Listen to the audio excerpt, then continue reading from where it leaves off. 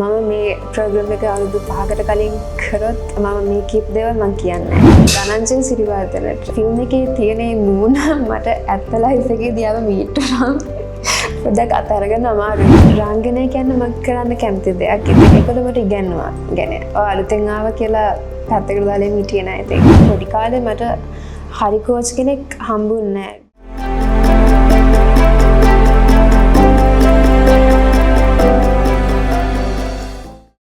සුබ දවසක් වේවා.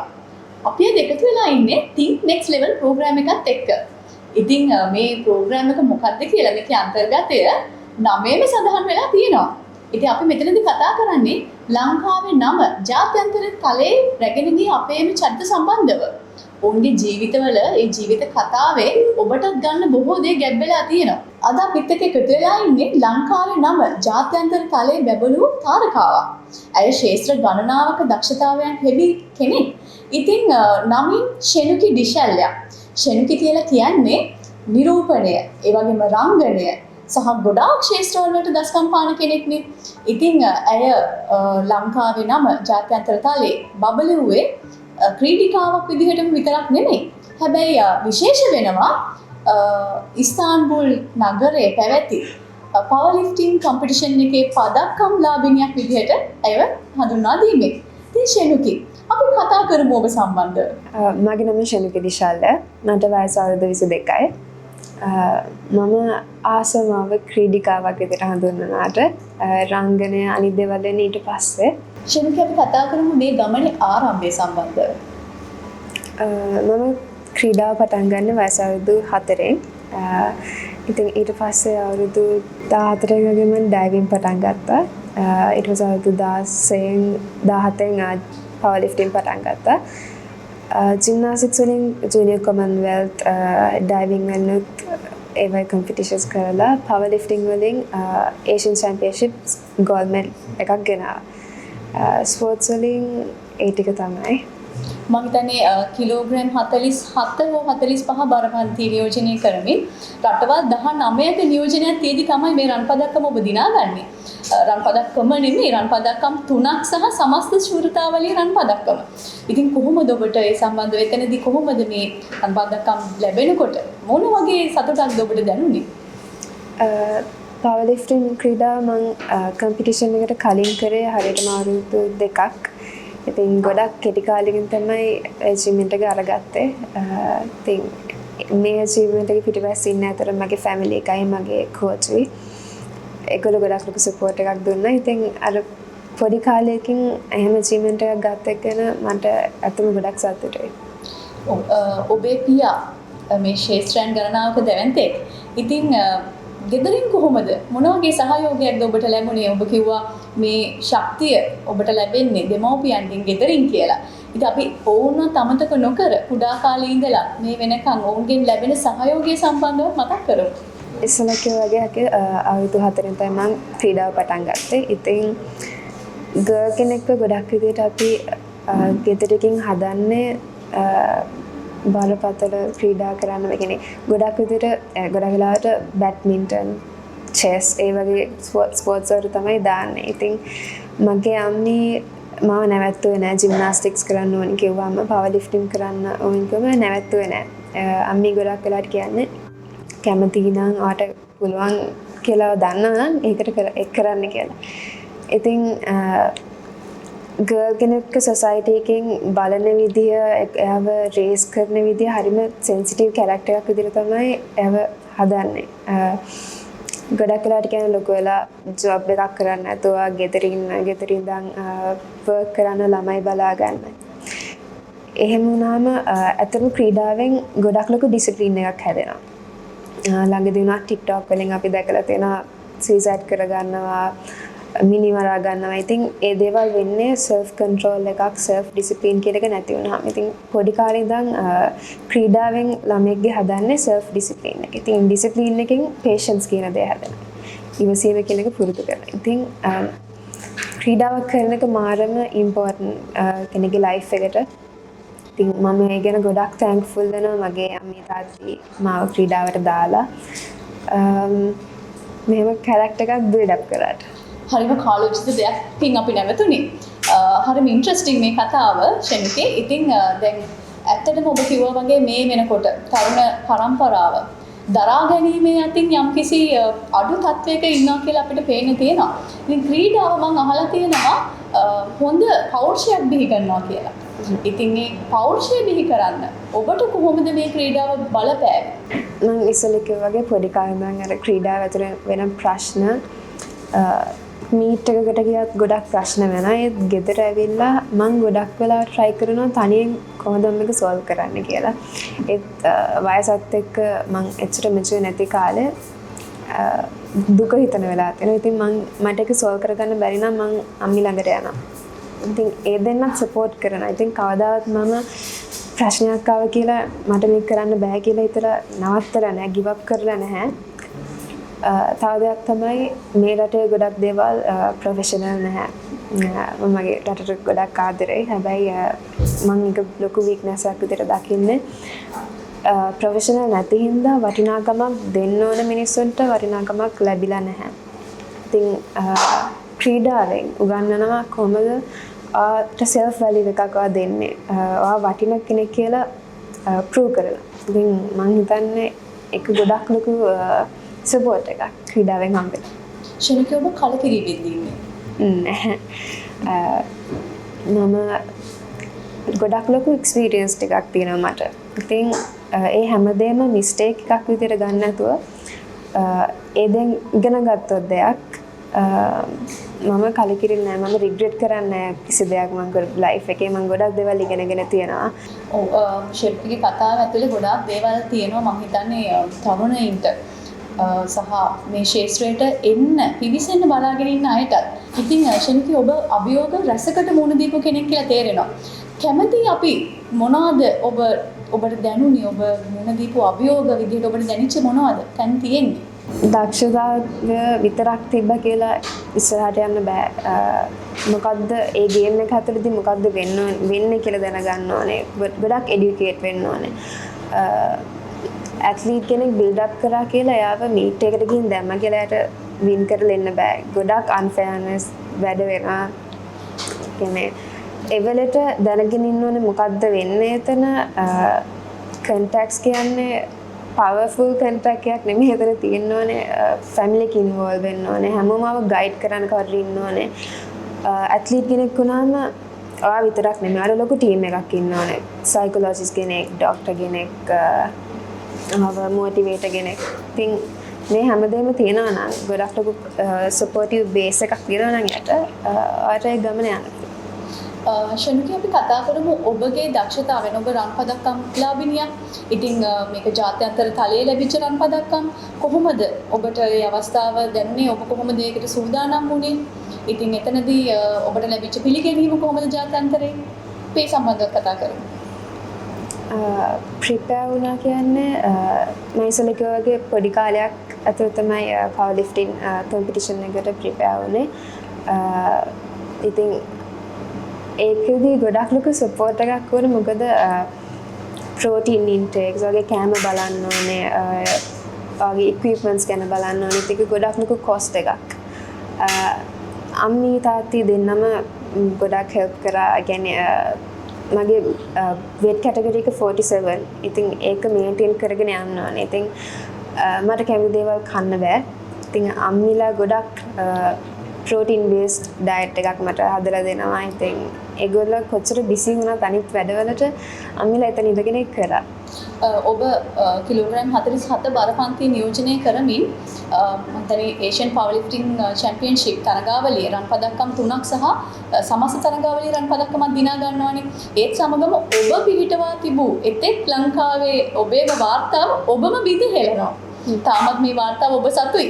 ඉතින් ඒක ඊටාම ආඩම්බර විය යුතු තත්වයක්. ආඩම්බරෙන් කියන්න ඕන දෙයක්. ඉතින් ශනුකි දැන් කොහොමද මේ ක්‍රීඩාවේ දැන් තියෙන ඔබේ තත්ත්වය කොහොමද? ඔබ මොන වගේ තරගාවලිද තවත් නිරත වෙන්න කියන තරගාවලි වලට තවත් යන්න බලාපොරොත්තු වෙන්න තියනවද? මේ විදිහේ යම් සූදානමක් තියනවද ඒ වෙනුවෙන්? මම ෆිල්ම් එක නිසා මම ලංකා ෆිල්ම් එක ලාස්ට් ඩේ ෂූට් කළා. ඉතින් ඒ නිසා ක්‍රීඩාවෙන් බ්‍රේක් එකක් ගත්තා. ඉතින් ඉස්සරහට මම තාම ඩයිවිං ස්පෝර්ට් වලට කොහොම හරි ඉන්වෝල්ව් වෙලා ඉන්න ඕනේ මට. මම හිත මගේ හැපිනෙස් එක එතන තියෙන්නේ. ඉතින් තාමත් මම ජජින් කරනවා, කෝචින් කරනවා. ඉතින් ඒ දේවල් කරන්නේ මම පොඩි කාලේ මට හරි කෝච් කෙනෙක් හම්බුන්නේ නැහැ. ගොඩක් කාලේ යනකම්. ජජස්ලා වුණත් මම ඉස්සෙල්ලා කිව්වා වගේ මාක්ස් ඩිඩක්ට් කරන එහෙම කට්ටියක් තමයි හිටියේ මට. ඉතින් මට පොඩි ළමයි ඉන්න කරන ඩයිවිං ඉතින් ඒගොල්ලන්ට උනත් ෆෙයානස් තියෙන දේ ගන්නන්න ඕනේ. හරියට ලකුණු දෙන්න ඕනේ. ඒකට කපන්න නැතුව ශිල්ක මේ වෙද්දී යම් ඇකඩමි එකක් එහෙම නැත්නම් යම් කිසි ඒ වගේ කියන්නේ කුඩා දරුවන්ට මේ සඳහා යම් යොමු වීමක් කරන්න ඔබේ ආයතනයක් මේ වෙද්දී පවත්වාගෙන යනවද කොහොමද ඔබ සම්බන්ධ කරන්නේ? තාම නෑ. ඉස්සරහට මම හිතන් ඉන්නවා කෝචින් පැත්තෙන් මොකක් හරි ස්ටාර්ට් කරන්න. හොඳයි. ඉතින් අපි දැන් මේ සම්බන්ධව කතා කරද්දී ක්‍රීඩාව විතරක් නෙමෙයිනේ. ක්‍රීඩාවේ මේ අචීව්මන්ට්ස් වලට යන්න අනිවාර්යයෙන්ම අධ්‍යාපනය කියන දේත් බලපානවා. ඔබ කොළඹ බිෂොප් විද්‍යාලයේ කීර්තිමත් ශිෂ්‍යාවක්. ඉතින් අපි කතා කරමු ඔබේ අධ්‍යාපන කටයුතු සම්බන්ධව. කොහොමද අධ්‍යාපන කටයුතු ක්‍රීඩාවත් එක්ක ඔබ සමාන්තරව කරගෙන ගියේ? මොන වගේ සහයෝගයක්ද ලැබුණේ පාසලෙන්? ක්‍රීඩාවත් එක්ක ස්ටඩීස් කරනවා කියන්නේ ගොඩක් ලේසි දෙයක් නෙමෙයි. මොකද ජිම්නාස්ටික්ස් කරනකොට උදේ 7ට විතර ස්කූල් ගිහිල්ලා ගෙදර එද්දී 2-3 වෙනවා. ඊට පස්සේ ආයි ජිම්නාස්ටික්ස් වලට යනවා ස්කූල් ගිහිල්ලා. එතකොට 10 විතර එනවා. ඉතින් මමත් පොඩි. ඉතින් ඊට පස්සේ තමයි හෝම්වර්ක් උනත් මොකක් හරි තිබ්බත් කරන්නේ ඔක්කොම රැට. ඉතින් බැලන්ස් කරන්න බැරි නැහැ. අමාරුයි. ඒත් අර වීල් එක තියනවා නම් කරනවා. ස්පෝර්ට් එකක් කරද්දී අනිවාර්යෙන් එඩියුකේටඩ් වෙන්න ඕනේ. මොනවා වුණත් ලයිෆ් එකේ මොකක් කරත් එඩියුකේෂන් කියන දේ තියෙන්න ඕනේ. ශනික මේ වෙද්දී උසස් අධ්‍යාපන කටයුතු වලට යොමු වෙලා තියෙනවද? කොහොමද මේ වෙද්දී අධ්‍යාපන කටයුතු තත්ත්වය? දැනට මම සයිකොලොජි කවුන්සලින් වල ඩිග්‍රී එකක් හදාරන ගමන් ඉන්නේ. ඉතින් තව 1.5 years වගේ තියෙනවා. හොඳයි. දැන් මේ වෙනකොට ශිල්පී කියලා කියන්නේ නිරූපණය සහ රංගනයටත් ප්‍රවිෂ්ඨ වෙච්ච කෙනෙක්. ඉතින් මේ රංගනයට ඔබට වරම් ලැබෙන්නේ ක්‍රීඩාවත් එක්කද නැත්නම් ඔබ කොහොමද මේ රංගන කටයුතු වලට දායක වෙන්නේ? මම හිතන්නේ ක්‍රීඩාවෙන් තමයි ගොඩක් ලොකු එක්ස්පෝෂර් එකක් හම්බුනේ මට ඒ පැත්තට එන්න. මට මගේ අම්මී තාත්ති කවදාත් ඒගොල්ලෝ ෆිල්ම් ඉන්ඩස්ට්‍රි එකේ හිටියත් ඒගොල්ලෝ කවදාත් කියලා නෑ මම මේක කරනවා ෆිල්ම්ස් කරන්න කියලා. ඉතින් තාත්ති උනත් ගොඩක් මම එතනට ක්වොලිෆයි වෙනකන් හිටියා.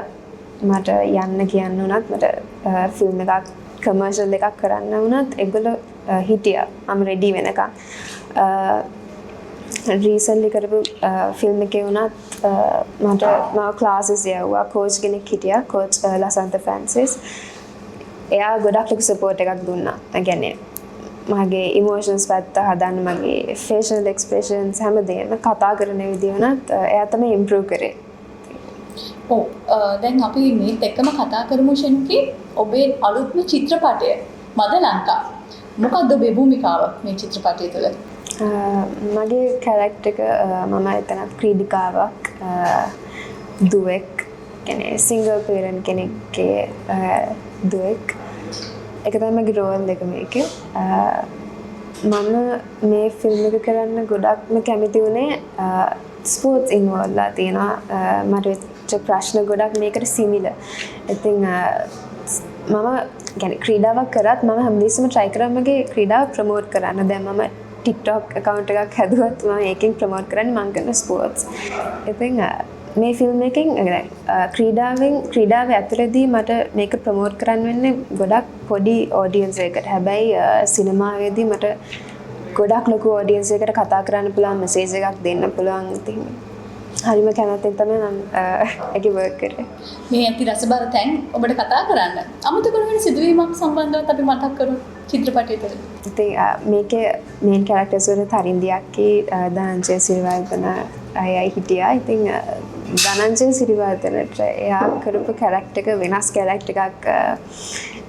ඒ ෆිල්ම් එකේ තියෙන මූණ මට ඇත්ත ලයිෆ් එකේදී ආව මීටුනම් පොඩ්ඩක් අතහැරගන්න අමාරුයි. ඉතින් මීටුනත් මට එයා මට පේන්නේ අර ෆිල්ම් එකේ හිටපු විදිහට. මේ චරිතය ඔබ රඟපානකොට ප්‍රවීණයන්ගෙන් ඔබට ලැබිච්ච දායකත්වය ගැනත් අපි මතක් කරමු. ගොඩක් ලොකු සපෝට් එකක් හම්බුණා.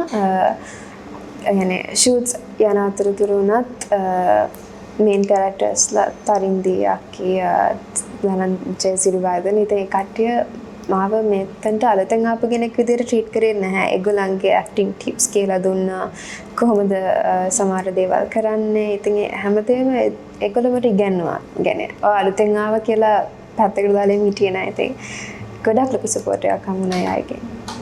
ජීවිතය කියලා කියන්නේ අභියෝගයක්. ඉතින් අභියෝග වලට මුහුණ දෙන්න, හඬා වැටෙන තැන දරා ගන්න. ෂෙනුකි කියලා කියන්නේ මේ අභියෝග රැසකට මුහුණ දීලා ජීවිතේ මේ වෙනකන් ජයග්‍රහණ ලැබපු කෙනෙක්. ඊටාම පොඩි වයසක තාමත් ඇය ඉන්නේ. හැබැයි ඇයගේ දරා ගැනීම, ප්‍රගුණ කිරීම, ශාස්ත්‍ර ගණනාවක ඇය කැපී පෙනීම නවත්තලා නැහැ. තව දුරටත් ෂෙනුකි ඉදිරියට යයි. ඉතින් ෂෙනුකිගේ කතා බහේ ඔබටත් උකහා ගන්න ගොඩාක් තැන් ඇති. ඉතින් අපි මේ සම්බන්ධව කතා කරා ගොඩාක් අද දවස් ඇතුළතදී ෂෙනුකි ඉදිරියේදී ඔබේ අනාගත බලාපොරොත්තු ගැනත් අපි කතා කරමු. මේ දවස්වල ඉස්සරහට තව එන තියෙන ෆිල්ම් එකක් ගැන කතා කරගෙන යනවා. දැනට එච්චර තමයි තියෙන්නේ. ෂෙනුකි මට පොඩි ප්‍රශ්නයක් තියෙනවා. අපේ ක්‍රීඩිකාව වෙනුවට රංගන ශිල්පිනියක් විදිහට ඔබ ඉදිරියට දකින්න ලැබෙයිද අපිට ඔබ නැති වෙයිද? නෑ ක්‍රීඩාව අමතක කරන්නේ මොන විදියෙන් හරි ඉන්වෝල්ව් වෙන ස්පෝර්ට්ස් ෆීල්ඩ් එකේ රංගනය කියන්නේ මම කරන්න කැමති දෙයක්. ඉතින් ඒක මාව ඩිෆයින් කරන්න දෙන්නේ නැහැ. ෂෙනුකි think next level program එක ගැන මොකද හිතන්නේ? මෙහෙම මීඩියා ප්ලැට්ෆෝම් එකක් තියෙන එක ගොඩක් ලොකු දෙයක්.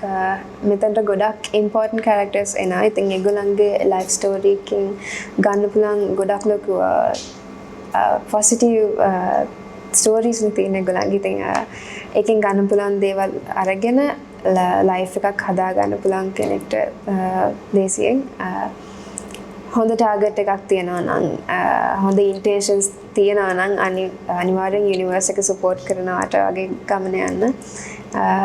ඉතින් ඇත්තටම වටිනවා මේ වගේ මීඩියා ප්ලැට්ෆෝම් එකක් තියෙනවා කියන එක. ඔබේ ජීවිතේ කොහොමද තවත් තරුණ පරම්පරාවේ කෙනෙක් ඔබව ෆලෝ කරනවා නම් රෝල් මොඩල් එකක් විදිහට මොකද්ද ගන්න පුළුවන් දේවල් ඔබේ ජීවිතේ ඒ කෙනාගේ ජීවිතේ හදගස්ස ගන්න? මගෙන් ගන්න පුළුවන් ආදර්ශය තමයි කවදාවත් ලයිෆ් එක ගිව් අප් කරන්න එපා. කොච්චර ප්‍රොබ්ලම්ස් ආවත් කොච්චර කියන්නේ මේ ලෝකෙම අගේන්ස්ට් හිටියත් ඔයා ගමන යන්න කවදාවත් ගිව් අප් කරන්න එපා. හැමදෙස්සම ආගේ පේරන්ට්ස්ලා කියන දේ අහන්න, ෆැමිලි එක කියන දේ අහන්න. ගොඩක් ටීනේජර්ස්ලා හිතන් ඉන්නේ මම තමයි හරි, මගේ පේරන්ට්ස්ලා වැරදි, හැමෝම වැරදි. මම මේ ප්‍රෝග්‍රෑම් එක අවුරුදු 5කට කලින් කරොත් මම මේ කීප දේවල් මම කියන්නේ මම කියයි මම තමයි හරි. ඉතින් ඒ වගේ එක්ස්පීරියන්ස් එකත් එක්ක වයසත් එක්ක ආටම තේරෙනවා මගේ අම්මයි තාත්තයි කියන දේ හරි. ඒ නිසා හැමෝගෙම ඇඩ්වයිසස් ගන්න. වයස අදාළ නැහැ. 30 වෙන්න පුළුවන් 40 වෙන්න පුළුවන් වගේ වටේ ඉන්න අයගෙන් හැමදෙස්සම ඇඩ්වයිසස් ගන්න. ඉතින් ඒ විදිහට ලයිෆ් එක ඉස්සරහට ගියොත් හැමදේම ගොඩක් ලේසියි. හොඳයි. ඉතින් අද අපිත් එක්ක කතා බහට එකතු වුණු ෂෙනුකි ඩිෂල්යා. බොහොමත්ම ස්තුතියි ෂෙනුකි. ඉතින් ඔබගේ සියලු කටයුතු සාප්‍රපකාරයෙන් සාර්ථක වෙන්න කියලා think next level program එකෙන් අපි ඔබට සුබ පතනවා. ඉතින් think next level ඊළඟ ෂෙනුකිගේ level එකත් එක්ක අපි නැවත වරක් හම්බ වෙන බලාපොරොත්තු වෙයි. අදට ඔබට සමු දෙනවා. බොහොම ස්තුතියි. බොහොම ස්තුතියි.